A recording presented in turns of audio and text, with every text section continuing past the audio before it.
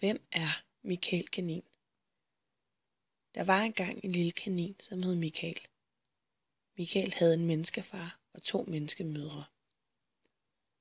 Michael og hans forældre boede sammen i en lejlighed inde i byen. I lejligheden havde Michael sit eget bord, med sit eget hus, sin egen mad og vandskål og en masse dejlig sprødt hø. Michael var en meget kærlig kanin. Han kunne godt lide at putte i sofaen ved siden af sin far, og han kunne også godt lide, at man adede ham på hans hoved, og så var han vild med basilikumblade. Nogle gange, når Michael lå i sofaen ved siden af hans far eller en af sine 2 mødre, talte hans forældre sammen. Normalt ville Michael ikke lytte efter, hvad hans forældre talte om. Det var kedelig voksensnak. Men en dag talte de om ham. Han hørte sin ene menneskemor sige til hans menneskefar og den anden menneskemor, at Michael vist ikke rigtig var som andre kaniner. Ja, faktisk troede han vist, at han var en hund, eller en kat, eller sågar en fugl, sådan som han opførte sig. Michael kunne ikke forstå, hvad de mente. Hvad er en kanin? Og er jeg en kanin? Michael havde aldrig mødt en kanin, og hvis han var en kanin, men ikke opførte sig som en, hvordan skulle han så vide, hvordan han skulle opføre sig? Og hvordan kunne han vide, hvilket dyr han egentlig var? Da det blev aften, og Michaels forældre var gået i seng, lå han i mørket og tænkte meget på, hvordan han skulle få svar på, hvem han selv var, og hvordan han skulle være for at være som en rigtig kanin. Han besluttede sig for, at han var nødt til at gå ud og se, om han kunne finde en kanin, som kunne svare på hans spørgsmål. Den næste morgen tog Michael afsted, inden hans menneskeforældre vågnede. Lige så snart, at han var kommet ned ad trapperne og ud på gaden, mødte han et mærkeligt dyr, som havde en tyk mave, et spids næb og som sagde nogle mærkelige gurlelyde. Sådan en havde Michael aldrig set før. Hvem og hvad er du? Spurgte han. Jeg er en due, sagde duen. Den havde åbenbart ikke noget navn. Ved du, hvor jeg kan finde en kanin? Spurgte Michael duen. Nej, jeg ved jo ikke, hvad en kanin er, svarede den og fløj sin vej. Michael fortsatte ned ad vejen i håbet om at finde en kanin. Der gik ikke længe, før der kom et stort, savlende væsen, løbende lige imod ham.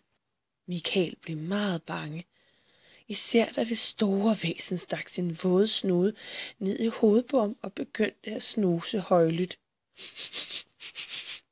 Uff, bjæffede det store væsen. Michael satte i spring og løb så hurtigt han kunne væk fra det store, grove væsen. Han løb og løb. Han var frygtelig bange. Endelig så han en lille gyde, som han kunne løbe ind i, hvilket han gjorde, og der gemte han sig. Han klemte sig helt sammen, så han næsten lignede en lille hårkugle. Der sad han så og prøvede at få vejret. Han sad der længe, helt stille, i frygt for, at det store væsen ville komme og finde ham. Efter lidt tid begyndte han at døse hen, og faldt næsten helt i søvn, da han pludselig hørte noget. Bliver du bange for gårdmændens hund? Sagde en smirrende stemme inden for gydens mørke.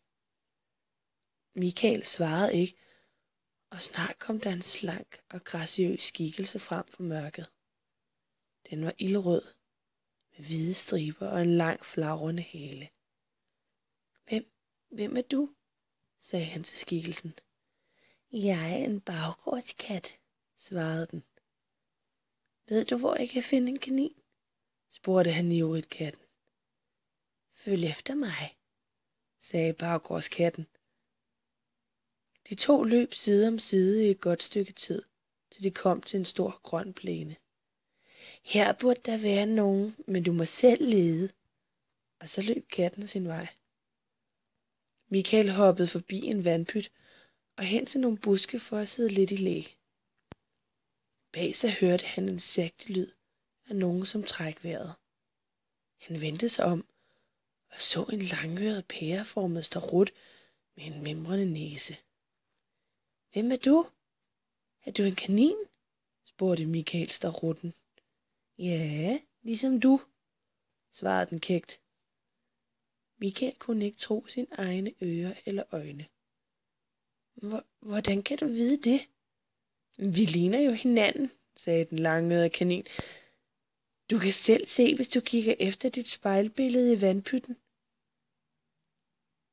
For første gang i sit liv så Michael sit eget spejlbillede. Han så sin mimrende næse. Han så sine lange ører og sine store mørke øjne. Han så sin pæreformede krop, små forben og store bagben. Den anden kanin havde ret. De var ens. Han vendte sig om mod den anden kanin. Har du også en menneskemor og en menneskefar? Nej, jeg har min kaninfamilie. Vi bor i en hule under jorden. Vi er ude om natten og sover det meste af dagen.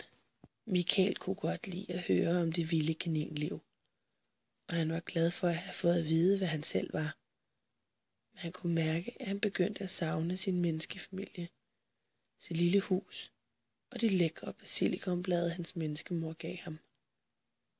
Han sagde farvel til den anden kanin og skyndte sig at hoppe hjem til sin menneskefamilie, som havde været så frygtelig ked af, at deres lille kanin var væk. Da de så ham komme hoppende, gav de ham en stor krammer og fortalte ham, hvor glade de var for, at han var hjemme igen.